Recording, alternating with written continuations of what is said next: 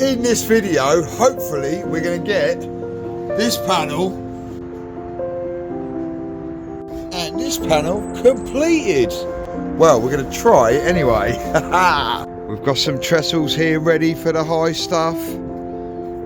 But the first job, for those who have watched the first video on this little job, you will know already, but those who haven't, check it out. But we did have an accident and I lost a panel. So it's time to rebuild that and then crack on getting on top of these other ones. Also, a big thank you to all the people in their comments from the last video who gave me some advice on this. So you can probably tell I haven't done a lot of this before. The only time I've ever used flint before was on a garden wall. It was a 9-inch garden wall. We had a flint panel in the middle of the garden wall. But that was some time ago. So doing this is new to me as well. But we are going to get it right. It's going to look good. So here we go. We've got some nice stiff muck here. Look, this is proper stiff stuff. This would be ideal for doing these. So straight on to where I was before I finished the last video, rebuilding this little panel. I had to put a board over the top of the drain here to stop any muck going in. Charlie boy. Coming in. Charlie, look, Charlie's got his GDC on. Oi oi. He's all fist up. Health and safety prominent, let's go. So this time I didn't push it quite as high, so that's as far as I went at that point. Then I moved on to the next panel and carried on going on top of some of the other panels. Every day I kept nibbling away little by little, putting on between 450 and 675 on each section every day. I found that a decent amount. Couple more foot on there. Now I'm coming down to this one. I'm really not going to risk messing that up. Look, I've got a new hat as well, look, GDC build. Oi oi, big shout out to Gavin and the boys. Big up.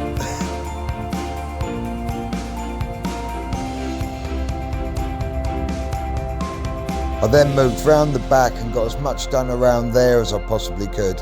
Then the next morning, straight back on the work again that I started the day before. Carried on building up, finding little pieces like a big jigsaw. We slowly but surely nibbled away at it, found different stones. I had to break a few up to get it all in perfectly. But slowly but surely, we started to get somewhere with these panels. So the trestles were set up, and then we continued with the wall. Really starting to get somewhere now with this back panel.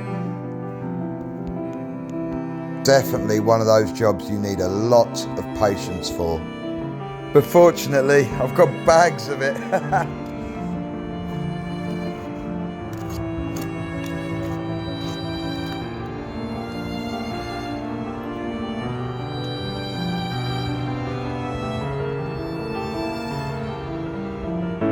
This had to be one of the windiest days I've had so far on this job. I was absolutely freezing.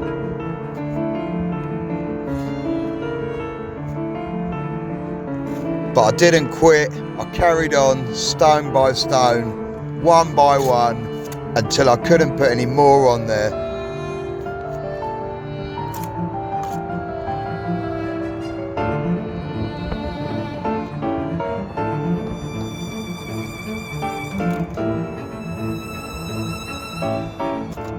Again, got the panel up as high as I could, reset the scaffold up and restocked a load of naps and cracked on again. This time I'm trying to get this up to the head of the frame.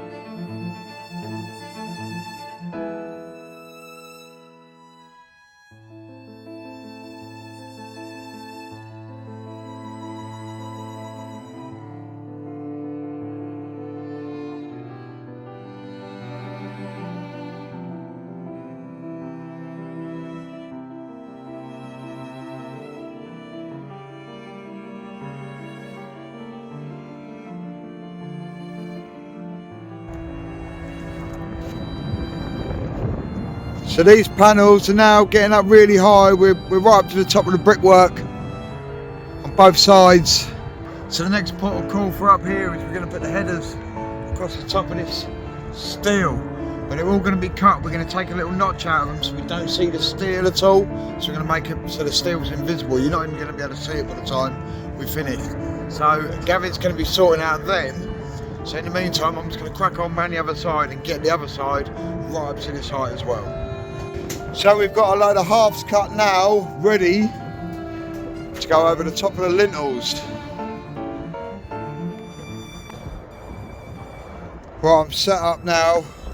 Up here, got my bricks, got my muck, I've got my trail pushed back here, got some weep holes down there ready to put in. So we're going to start by running a brick like so, and then running it right the way across to here, like this, right the way across, and that'll give us our picture frame effect.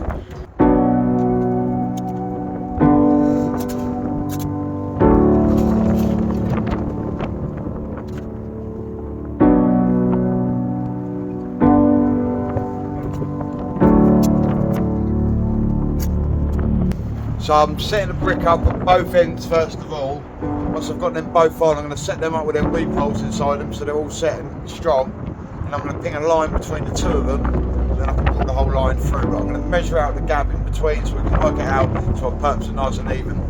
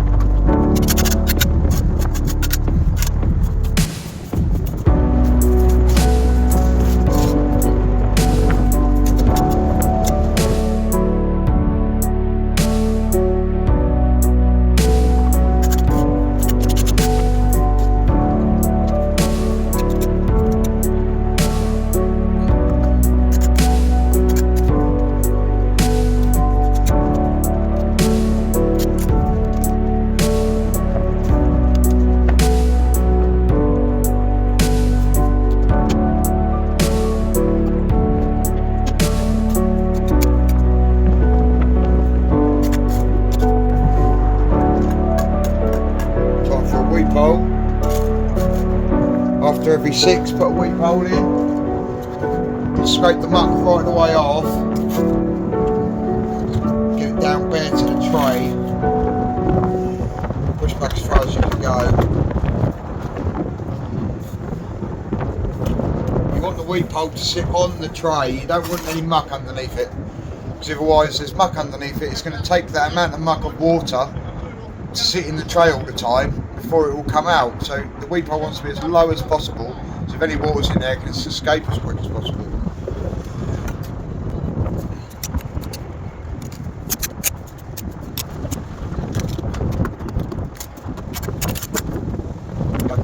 I've also propped the lintel in the middle there just to take the flex out of it. Sometimes when you're doing soldiers you get a flex in your lintel. As you're pushing them down, you get a bit of a wee in it, sort of a smile look to it. You don't want that, you want it to remain looking straight. So what you do is you prop it up as you do it, and then once it sets, it all stays in the right position. Then once you take the prop out, but we'll leave the prop in until it's all gone off and all set lovely, and then it should stay in the right position. So there we go, there's them ones on, just missing one weep hole, but that's going to arrive. I've left enough room for it to get in. Happy days. So I'm going to crack on now, get some more of this panel up to height, and we should be able to go over the top.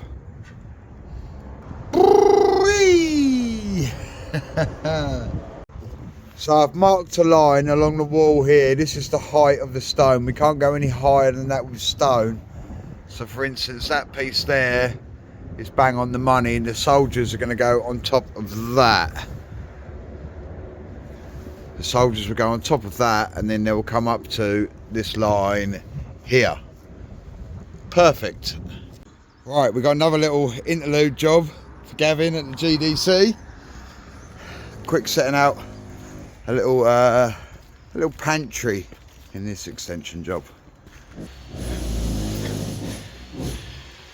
Here we go, it's just one course of blocks round here. Lovely old job, shouldn't take me too long at all. Got a gauge of muck there, just knocked out with my whisk. So quickly bang these on, then back to the flints. There we go, there's that all in. Nice and easy, that wasn't too difficult. And also while I'm here, I've been skip dipping, get myself some firewood. Free heat, baby.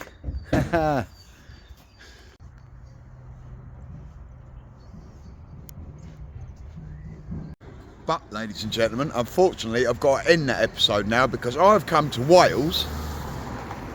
We're about to build one big arse extension down here. Don't forget, we will be going back to finish the flint job, so make sure you hit the subscribe, make sure you hit the notification button so you're informed whenever I make a video. But until then, enjoy and get ready for this one as well, because this is coming soon. See you soon, guys. Peace out and pow.